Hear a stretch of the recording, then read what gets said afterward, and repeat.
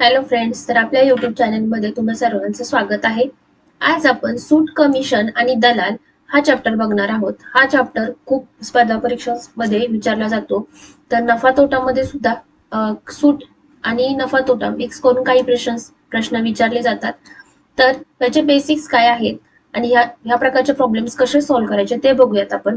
पहिल्यांदा basic concept बघूयात की छापील किंमत म्हणजे काय. ज्यावेळेस एखादी वस्तू तुम्ही विकत घ्यायला जाता आणि त्या वस्तूवर जी किंमत छापलेली असते त्या किमतीला आपण काय म्हणतो तर छापील किंमत म्हणतो.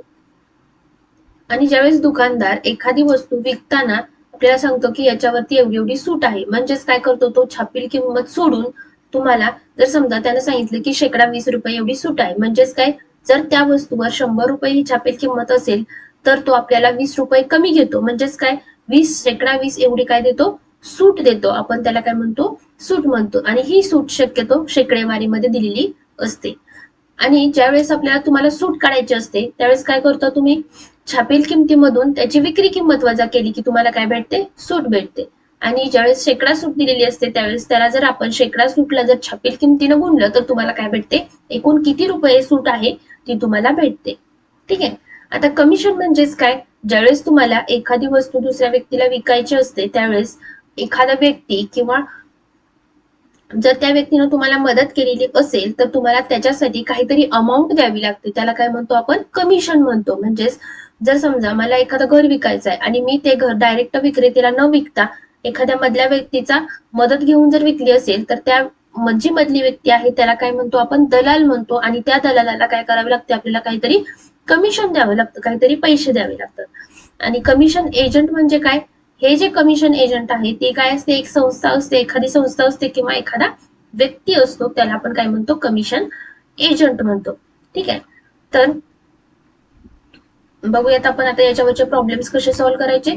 आपण पहिल्यांदा सूट म्हणजे काय असतं आणि त्याच्यावरचे प्रॉब्लेम्स कसे सॉल्व्ह करायचे ते बघूयात. तर प्रश्न काय आहे बघा, एका कपाटाची छापील किंमत ही काय आहे, ₹7,500 आहे. जर छापील किंमत दिली तुम्हाला ₹7,500, जर दुकानदाराने 12% जर सूट दिली तर ते कपाट घेणाऱ्यास किती रुपयास मिळेल. आता या प्रकारचा प्रॉब्लेम आपण दोन प्रकारे सॉल्व्ह करू शकतो. एक तर तुम्ही सूट किती दिली हे काढा सेपरेट आणि ती छापील किमतीमधून वजा करा, किंवा जी सूट दिलेली आहे, जर समजा तुम्हाला असं सांगितलं की ₹100 वस्तू 10% सूट दिलेली आहे, म्हणजेच तुम्हाला भेटणार कितीला, ती ₹90 भेटणार. त्याच प्रकारे जर 12% सूट दिली तर तुम्हाला भेटेल किती टक्क्यांना ती, तर 88 रुपयांना. म्हणजे ₹100 वस्तू भेटते कितीला, 88ला. तर ₹7,500 कितीला भेटेल, ह्या दोन झिरोला हे दोन झिरो गेले. आता ह्या दोघांचा काय करावं लागेल, तुम्हाला गुणाकार करावा लागेल. 8×45, 8×45 आणि 4 आणि पुन्हा 7×8 = 56, 7×8 = 56, 56 आणि 5, 56 आणि 5 किती होतात, 61. इथं 0, 10, इथं 6 आणि इथं 6, म्हणजे ₹6,600 काय होईल, ती वस्तू तुम्हाला भेटेल. ही एक पद्धत झाली. आणि दुसरी पद्धत काय आहे, दुसरी पद्धत अशी आहे की तुम्हाला काय करावं लागेल, पहिल्यांदा सूट काढून घ्यावी लागेल सेपरेट. सूट काढून घ्या तुम्ही सेपरेट, किती येते बघा.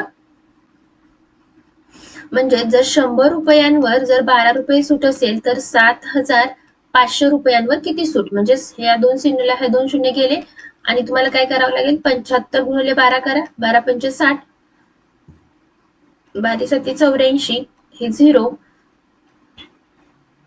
आणि इथं 9, म्हणजेच एवढी काय भेटलेली आहे तुम्हाला सूट. म्हणजे एवढे रुपये काय करावे लागतील, तुम्हाला कमी द्यावे लागतील. म्हणजेच याच्यामधून 7,500 मधून तुम्हाला काय करावं लागेल, ₹900 वजा करावे लागतील. म्हणजेच ती वस्तू तुम्हाला कितीला भेटणार आहे, तर ₹6,600 भेटणार आहे. कोणत्याही पद्धतीने सॉल्व्ह करा, तुम्हाला तुमचा आन्सर भेटेल. पुढचा अजून एक प्रश्न बघूयात.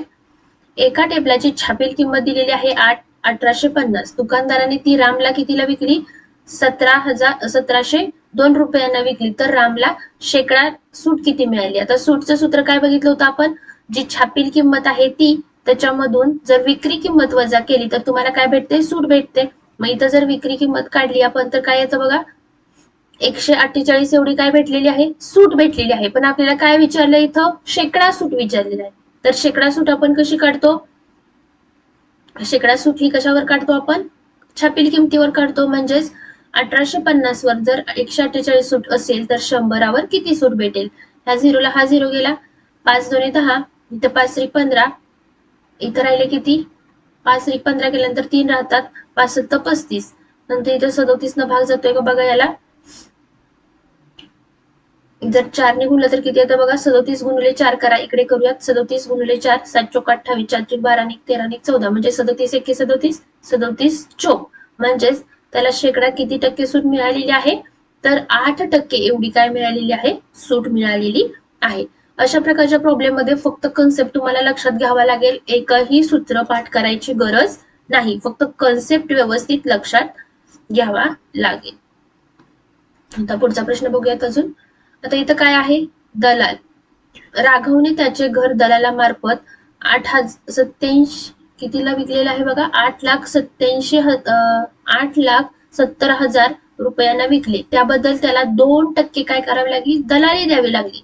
म्हणजेच त्यानं डायरेक्ट विक्रेत्याला घर विकले का? नाही, त्याला काय करावं लागेल? मधल्या माणसाला पण किती रुपये द्यावे लागलेले आहेत?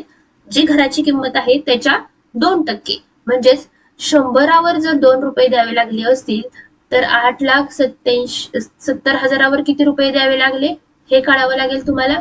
म्हणजे हे 2 झिरो आहे असे, 7 दोन्ही 14, 8 दोन्ही 16 आणि 17, म्हणजे एवढी काय लागली? दलाल द्यावी लागली, एवढी दलाली दिली. ठीक आहे. म्हणजेच घर विकून राघवला किती रुपये मिळाले? घराची किंमत किती झाली होती? 8,70,000, पण त्याला त्यातलेच काय करावे लागले? 17,400 त्या दलालाला द्यावे लागले. म्हणजेच 8,70,000 मधले पण हे जे 17,400 रुपये आहेत ते काय करावे लागले? त्याला दलालाला द्यावे लागलेले आहेत. म्हणजेच त्याला हातामध्ये किती रुपये भेटलेले आहेत? तर 8,52,600 रुपये एवढे काय भेटलेले आहेत त्याला? ते घर विकून भेटलेले आहेत. काय केलं? फक्त जे दलालाची अमाऊंट आहे ती किती आहे ती काढली आणि ती अमाऊंट ते विक्री किमतीतून काय केलेली आहे? वजा केलेली आहे. तर पुढचा प्रश्न बघूयात आपण.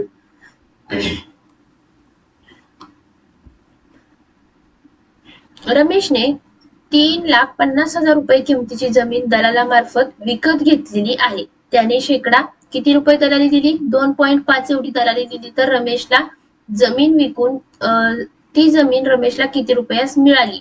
आता हा काय केलंय? रमेशने किमतीची जमीन विकत घेतलेली आहे. दलाली किती दिली? 2.5. म्हणजेच 100 रुपयांना जर 2.5 दिली असेल तर 3,50,000ला किती दिली? हा 2 झिरोला हे 2 झिरो कॅन्सल केले, ह्या दोघांचा गुणाकार करावा लागेल. 0 25 5 सव्वाशे, आणि इथं 25 त्रिक 75, म्हणजेच 5 आणि 2 7 8, आणि इथं डेसिमल पॉईंट किती आहेत? 1. म्हणजेच त्याला किती रुपये द्यावे लागेल? 8,750 रुपये एक्स्ट्रा दलालाला द्यावे लागले. त्याला ऑलरेडी जमीन कितीला भेटलेली होती? इथं 3,50,000 भेटली होती आणि वरून त्याला किती रुपये द्यावे लागतील? तर 8,750. म्हणजेच ती जमीन त्याला किती रुपयांना भेटलेली आहे? तर एवढ्या रुपयांना भेटलेली असणार आहे. का असं केलं? कारण आपल्याला इथं काय करावं लागेल की त्यानं जमीन घेतलीये, पण कुणामार्फत घेतलीये? दलालामार्फत घेतलेली आहे. म्हणजेच त्याला त्या जमिनीची किंमत प्लस त्या दलालाला काही रुपये द्यावे लागतील. म्हणजेच काय केलं आपण? इथं बेरीज केलेली आहे. अगदी सोप्या प्रकारचे प्रश्न असतात. ह्या प्रकारचे प्रश्न फक्त व्यवस्थित प्रॉब्लेम वाचायचा असतो. आपण सूट आणि दलाली कशा प्रकारचे प्रश्न असतात ते बघितलेलं होतं.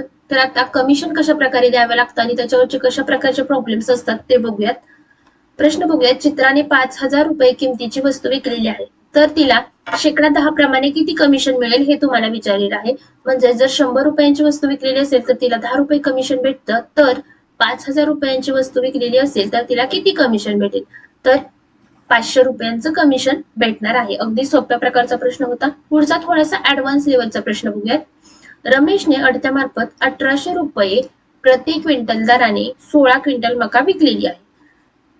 अडत शेकडा 2 दराने दिली तर रमेशला किती रुपये मिळाले हे विचारलेलं आहे.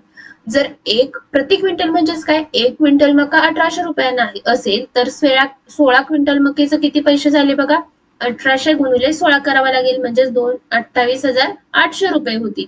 ही काय झाली? त्यांनी विकलेली आहेत मका. पण हे सगळे पैसे त्याला भेटणार आहेत का? नाही. का? कारण त्याला शेकडा 2 रुपये ही काय द्यावी लागलेली आहे? अडत द्यावी लागलेली आहे. म्हणजेच काय करावं लागेल तुम्हाला? 100वर 2 रुपये अडत द्यावी लागते, तर 28,800 रुपयांवर किती अडत द्यावी लागेल हे काढायचंय तुम्हाला. ह्या दोघांचा गुणाकार करा. 8 दोन्ही 16, इथं राहिले 1, 8 दोन्ही 16 आणि 1 17, 1 राहिले आणि इथं 576 ही काय द्यावी लागते, अडत द्यावी लागते. ठीक आहे. म्हणजेच तुम्हाला काय करावं लागेल, आता इथं रमेशला किती रुपये मिळाले, मिळालेले रुपये कसे काढाल तुम्ही, त्याची जी विक्री किंमत आहे वजा अडत करावी लागेल. म्हणजेच काय करावं लागेल, आता इथं तुम्हाला बघा, इथं करावं लागेल तुम्हाला 28,800 वजा 576 करावं लागेल. ठीक आहे. म्हणजेच किती येईल बघा, आता इथं जर याची वजाबाकी केली तर किती येते बघा,